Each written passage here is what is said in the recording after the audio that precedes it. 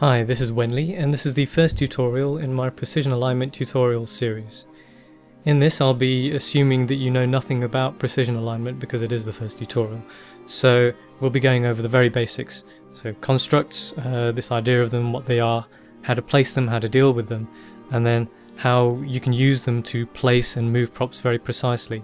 And later on you'll find out that precision alignment really needs constructs in order to do some pretty fancy things.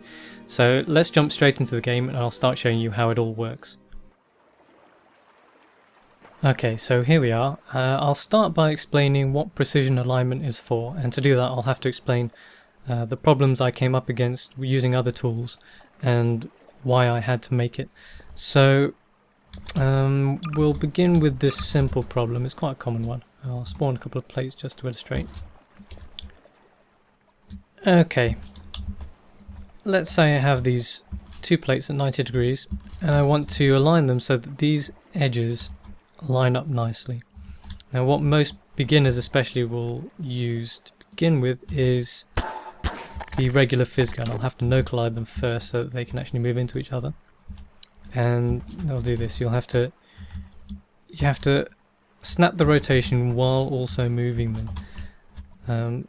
And it actually ends up being pretty terrible because it's slow and you aren't guaranteed any sort of accuracy. It's only as accurate as you're willing to spend time doing. So I ended up making a tool to help you with this called Fizz Gun Build Mode. You'll see the message down here, and it's in the same pack as Precision Alignment, so you can use it as you like. And the idea of this is that you can set a snap option and move props together quite simply, and when they move together they snap right into place, and you'll see there's a nice clean line down here and it didn't take very long at all. There's also no need to use no collide with this. The problem happens when you try doing anything other than 90 degrees. So here it is at 45 degree angle, and we'll try putting them together, and you'll find that it won't quite snap and you'll end up with these nasty edges. So what a lot of players end up resorting to is another tool called Easy Precision. I'm sure you're familiar with this. And you can use that. It's a two-click tool.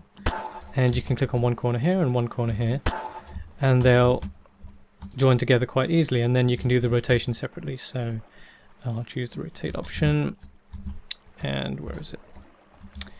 In this corner, and there we are. 45 degrees. The trouble is you also tend to get these nasty edges. They don't quite line up. So there don't seem to be any decent tools out there that can handle anything other than things at 90 degrees, which just isn't very good, to be honest. Even at 90 degrees, Easy Precision is okay, but it's a bit of a pain. So what I came up with was precision alignment, and the idea here is that you can do this very simply. You simply set your thing at 45 degrees and you can move them together, and there you go. And you get a nice smooth line. I'll deselect this. And it didn't take very long at all. And I'll show you how to do this in this tutorial, as well as some of the principles behind it. Now bear in mind, this isn't the only thing that precision alignment can do. This is just the tip of the iceberg. But this feature in particular I find pretty useful, especially for beginners, because you use it a lot. I mean, well, I personally find it really useful for building in general.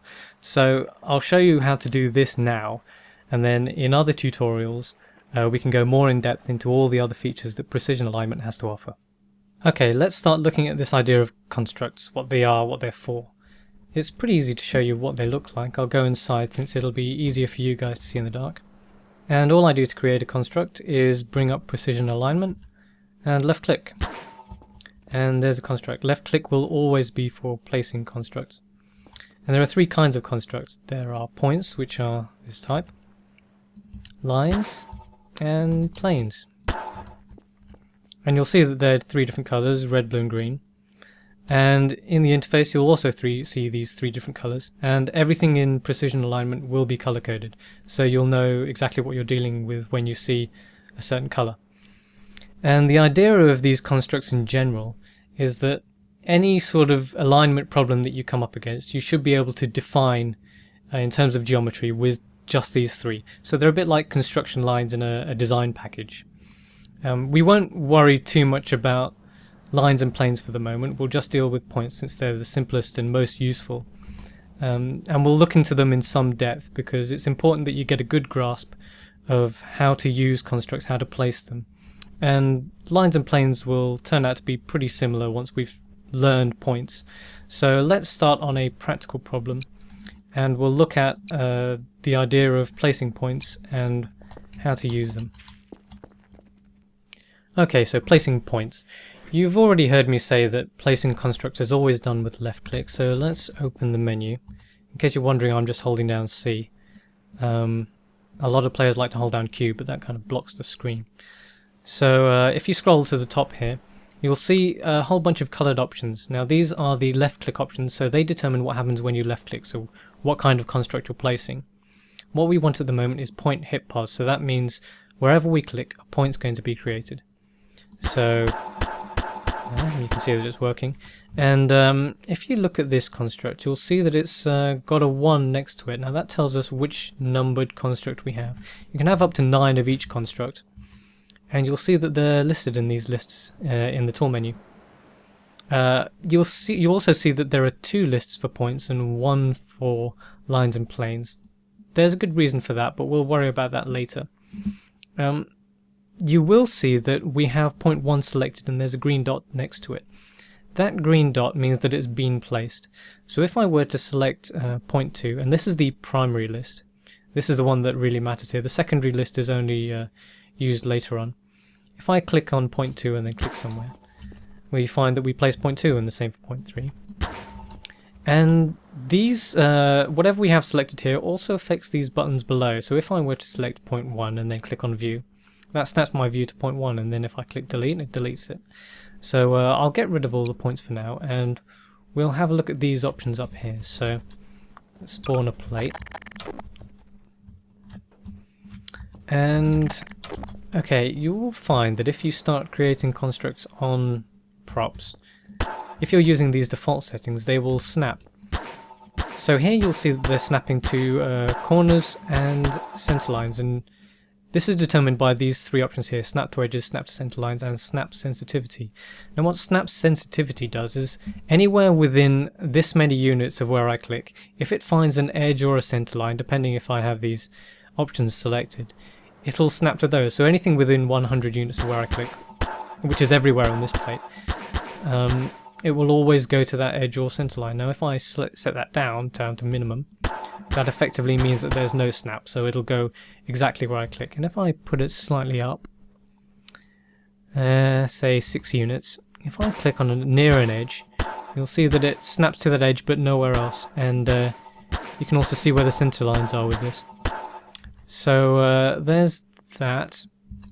Another thing that you'll notice is that if you click on a corner, unlike Smart Snap, which will be slightly inside from the edge, this snaps exactly to that corner. So if I were to click on here or here, or on this face here, it doesn't matter because there's only one corner there. So what precision alignment does is whenever you click, it retrieves the information about that prop from the server, so it's very precise. So this avoids having to use Smart Snap, and it avoids all the inaccuracies that you have to deal with. And another thing you'll notice is there's this bluish line going to wherever, whichever prop you've clicked on. Now this bluish line is an attachment line, and attachment lines mean that if you were to move the prop with a construct attached, the construct moves with it. And there's a way of affecting these attachment lines as well. So if I go to the menu and I click attach, this button will attach whichever construct I have selected in the primary list to whichever prop I have selected. Now since I have nothing selected, that effectively attaches the construct to the world. So if I were to move this prop now, you'll see that the construct stays in place. And if I select the prop with right click's always for selecting entities. If I right click on the ground, it deselects it. If I select this prop and then click attach again, you'll see that it's attached once more. So that's all pretty straightforward. Attachment doesn't seem very useful right now, but trust me, you'll find it useful later on as we progress. So I'll get rid of all points and we'll start using them to move props.